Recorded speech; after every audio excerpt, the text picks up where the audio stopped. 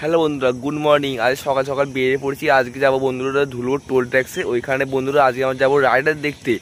এখন বন্ধুরা মিনিমাম ঘড়ি কাটায় বাজে 5:30। আজকে বন্ধু একটু দেরি হয়ে গেছে যেতে। আমার একটা বন্ধু যাবে বললো, ওইখানে গাড়ি নিয়ে এসছে বন্ধুরা।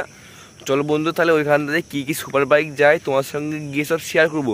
তাহলে বন্ধুরা যাওয়া যাক ধুলোর টোল ট্যাক্স।